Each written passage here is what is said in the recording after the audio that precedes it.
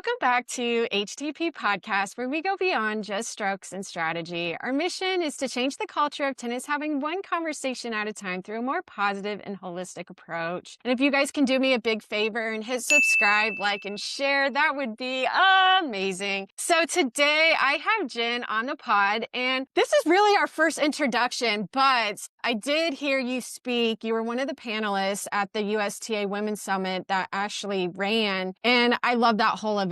I thought every person that I met, every person that spoke was just such a positive influence in the tennis community. And then I've seen some of your social media and the fun and the joy that you bring. So I really love that side, Jen, that you bring to the tennis. Where are you from? Where did tennis start for you? And some of the opportunities and maybe some of the challenges on women's leagues as well. Well, I started tennis in high school and I got this crazy notion. They made an announcement on the speaker and said, anybody who wants to join tennis, come out. And my school was not the most tennis friendly. And there were 8 people who showed up on the team. And those 8 people got to play. But my coach said, hey, bring your brother, your sister, whoever. And so I did. I brought my twin sister and I brought my older brother, and we played tennis for the next 3 years, and we got promptly addicted to it. So we really enjoyed it. That's awesome. But that's where I started. Very cool. From there, did you ever play a little bit on a club team in college? I know you're on a women's league now. How did that evolve for you? My senior year, I actually hurt my wrist, and so I wasn't able to play. I got a new racket, and I didn't know that there were different grip sizes. So that's what hurt my wrist. I didn't think I could play tennis. So I took 16 years off. In my mid-30s, my kids were getting older and I wanted something to do. My friend Melissa said, hey, you should start playing tennis. I play 5 times a week. And I told her, you're crazy. Why would anybody ever want to play tennis 5 times a week? Probably within a year, I was playing 5 times a week and on different leagues. And I enjoyed it so much. I got that feeling of accomplishment and just having fun out there. Love that. And with tennis, like what really brings that joy for you or that love for you in tennis? Is it like the friendships or just kind of getting out there and the strategy behind it? Or what is it for you? Mostly it's the community. Okay. My sister used to be my junior year high school coach, and she stopped playing also.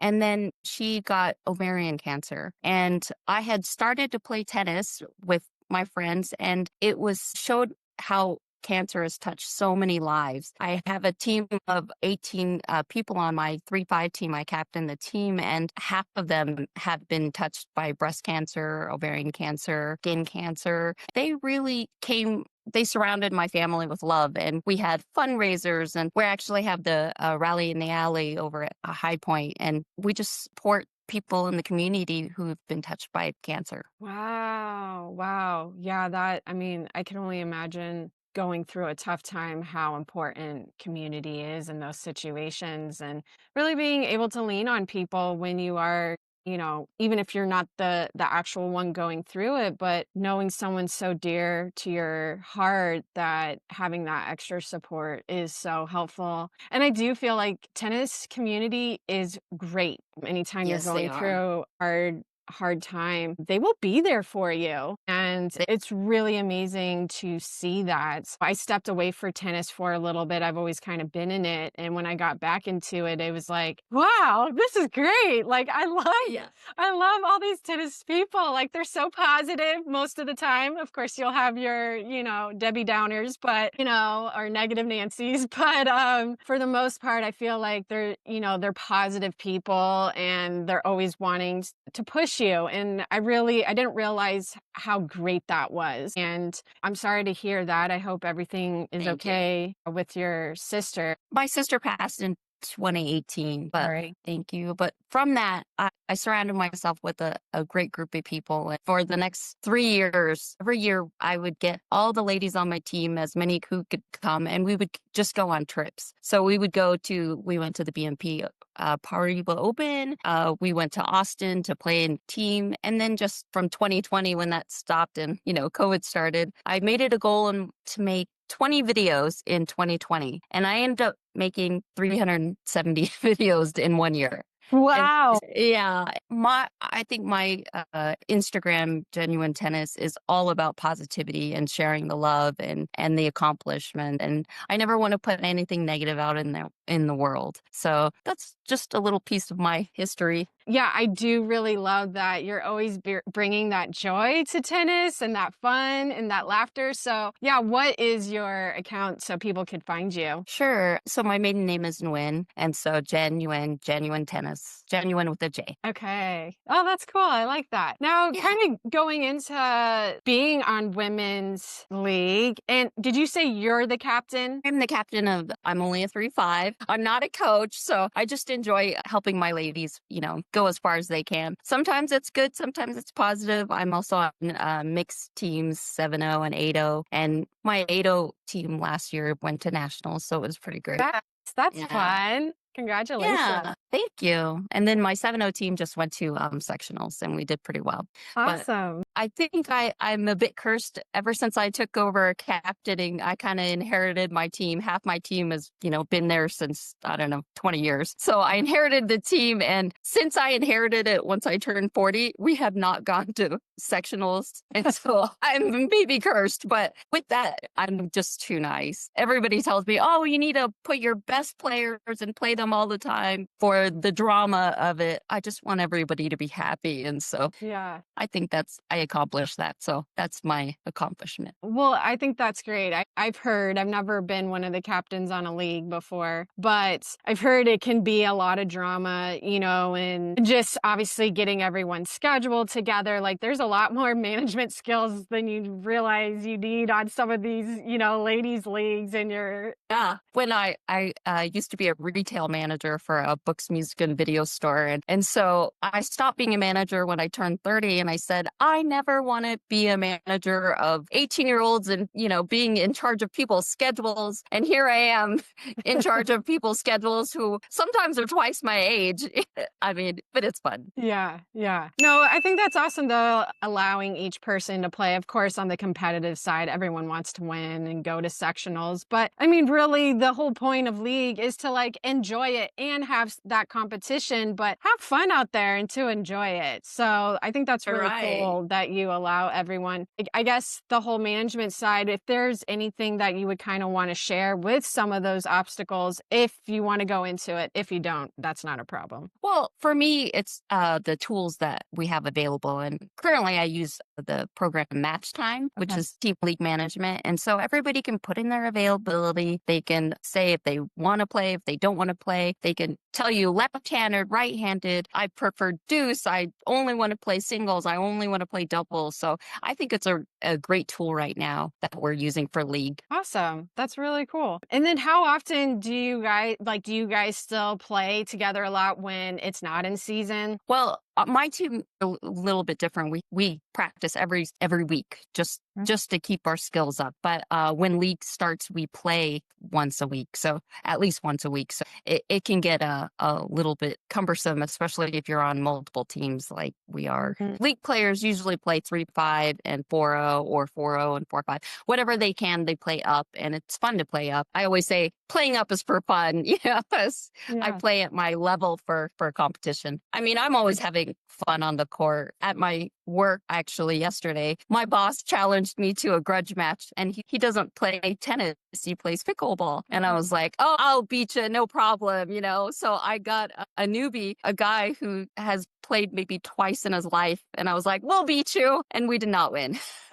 But we had so much fun. We were just laughing the whole time. I mean, that's what it's all about for me. I don't partake in the drama just because I like to protect my own peace. That's key right there. I mean, I think a lot of people could learn from that actually, especially just with a lot of the crazies going on in the world. So I love that actually. Protecting your own peace is so important. What do you feel like? I know you mentioned community. Even with playing in the league, what do you feel like tennis has taught you? What do you feel like some of the lessons from tennis? It always teaches me patience Mm. and keeping my mind calm. I'm kind of like a Labrador or a black lab. My black lab, his name is Oliver. He just sees ball, hits ball, So that becomes my motto on the court: see ball, hit ball, see ball, hit ball. Because if I try to put all of the troubles in the world or troubles in my life or at work, once I step on that court, I can just play the game. Sometimes there can be drama if your opponents are not being nice or they're not having a great day. Yeah. You got to give them grace and then just, hit the ball. That's kind Yeah. of my focus on the ball, focus on their racket. That's all you got to do. Love that. Very simplified. I think a lot of people could take something from that. A lot of times we can make tennis super complex, but just simplifying it to those basics is great. And having that patience. I feel like I wish I had more patience when I played. Each their own. Uh, Gets you through the day. Some people uh, are so competitive. I mean, line calls are just insane. Like, are you sure? That's the question that can be fighting words really on the court. Are you sure? yeah. If you're not sure, they when in doubt, call it in. Like if you didn't see it, just call it in. Yeah. Because I also believe in karma. If they call my ball out on purpose, their next ball might not be in. Not that I'm gonna call it wrong, but it just shows me if they call fair lines, it's a good match. Yeah, I love that. I remember sometimes when I played in the juniors growing up in Florida and the cheating was Oh, horrible. yeah. Really bad. I had never, I mean, sadly, Florida, I feel like is known for cheating. It's known for a lot of other things, but I feel like it's known for cheating. You really, I mean, you learn at a young age how to adapt. And in some ways, it is good because, like, life isn't fair all the time. So, how do you adapt to when life Right. isn't feeling fair to you? And, I feel like you always have to fight it. Like, that can get really tiring and exhausting. But if you learn to adapt and find your own, like you said, patience, or just kind of moving on to the next point and keeping it simple, if you kind of approach that in some ways to life, it can really help you. Looking now, in my adult life, when I hear some with people bullying or some of those things, like tennis taught me how to handle that stuff and how to deal with that adversity, where I feel like, nowadays kids kind of actually miss a little bit of that you learn from playing, right? It's like that adversity from playing. When we do have bullying, it's like they don't know what to do anymore, instead of actually trying to adapt to what is happening, because that can happen later on in your career, even as an adult. Sometimes those things never go away.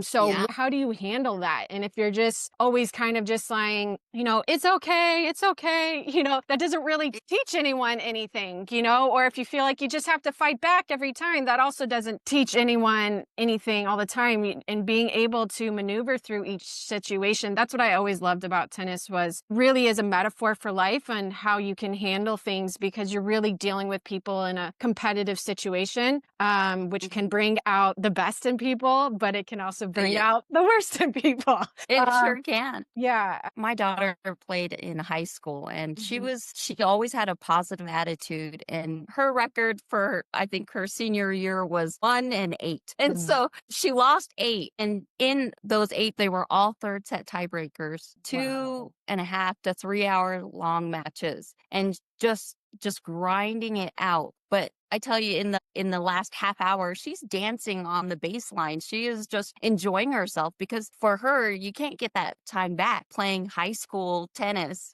against really great players and people who have just started to learn to play. You have to manage yourself. You have to manage your emotions. You have to manage the score. I always told her to kind of correct yourself within the match, within the lines. If Mm. you're hitting the ball out, make those lines 1 foot closer so that you will make it inside. She was just always having fun and a great attitude. She played off me, but I also played off her and her positivity. Now she's a coach, so Oh, she wow. teaches big kids and beginner adults. So That's so she's got. cool. Oh, I love that. And too, when you were saying that, losing, also learning how to lose, and for her to still have a good attitude, like that can really the kid internally, if they really internalize those losses to the degree that it affects their their identity, right? Because that does happen, or their self-worth. So to hear that that didn't happen to her is really amazing. It says a lot about her and probably you as a mom too, and instilling in her certain things, because that does happen a lot with kids. And whether it's high school level or a national level, you know, a lot of the time kids will tie their self-worth to those losses. But the fact that she didn't do that really says a lot. And that's awesome that she is coaching now. So that I can only imagine she's making such a positive impact in those kids' lives. I hope so. Yeah. I think so. Yeah. Well, thank you, Jen. I really appreciate you coming on today and sharing your story. If you guys like these tennis tales, please like, share, and subscribe.